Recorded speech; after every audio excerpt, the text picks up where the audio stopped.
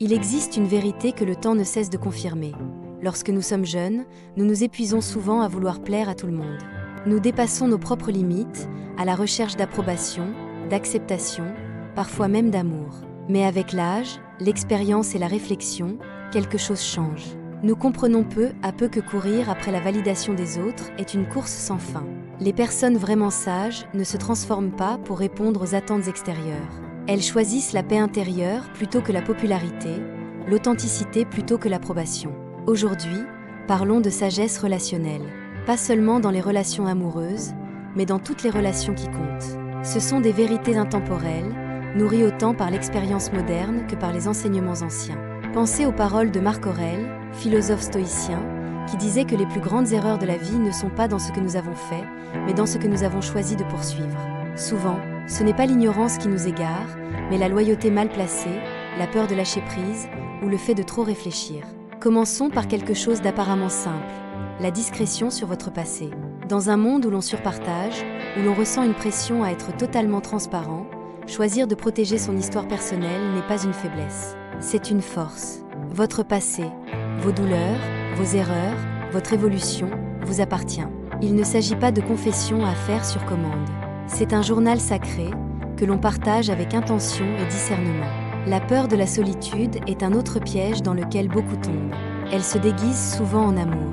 On reste dans des relations tièdes, vides ou fatigantes, simplement pour éviter d'être seul. Pourtant, il y a une grande sagesse dans la solitude. Quand on se retrouve seul, sans distraction, on découvre ce qu'on veut vraiment. On reconnecte avec ses valeurs, ses besoins, ses vérités. La solitude n'est pas un vide. C'est un espace pour respirer, se recentrer, se reconstruire. Ce n'est pas quelque chose à fuir, mais quelque chose à accueillir. Parlons maintenant du temps. Ce n'est pas seulement des heures qui passent, c'est votre vie en mouvement. Chaque moment passé à tolérer l'incertitude, à courir derrière quelqu'un, à rester dans des situations confuses, est un moment que vous ne récupérerez jamais. Le temps, c'est votre énergie, votre concentration, votre avenir. Il ne se rembourse pas.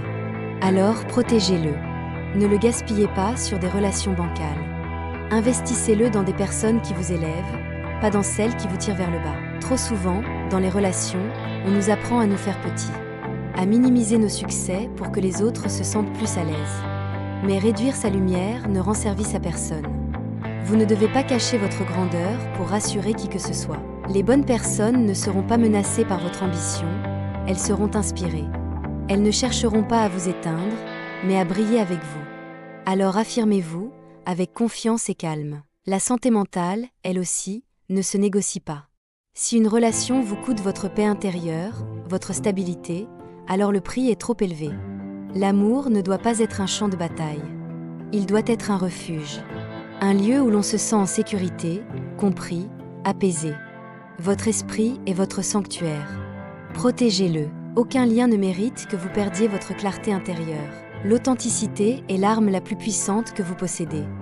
Dès que vous commencez à vous transformer pour plaire à quelqu'un, vous vous effacez peu à peu. Le masque devient plus lourd que votre vérité. Le véritable amour ne se construit pas sur la perfection, mais sur la sincérité, sur le courage d'être vu tel que l'on est, et non tel que l'on prétend être. Parlons aussi du sacrifice. Abandonner ses rêves pour quelqu'un peut sembler noble, mais à long terme, cela engendre de la frustration, du silence intérieur et parfois du regret. Vos aspirations font partie de votre identité. Le bon partenaire ne vous demandera jamais de les abandonner. Il vous poussera à les poursuivre encore plus fort. Et n'oubliez jamais vos racines. Avant l'amour romantique, il y avait votre famille, vos amis de toujours, vos mentors. Ces liens-là sont vos fondations. Les couper pour une relation, c'est comme détruire le sol sous vos pieds. Quand la tempête arrive, ce sont eux qui vous maintiennent debout. Enfin, souvenez-vous, votre équilibre émotionnel vous appartient.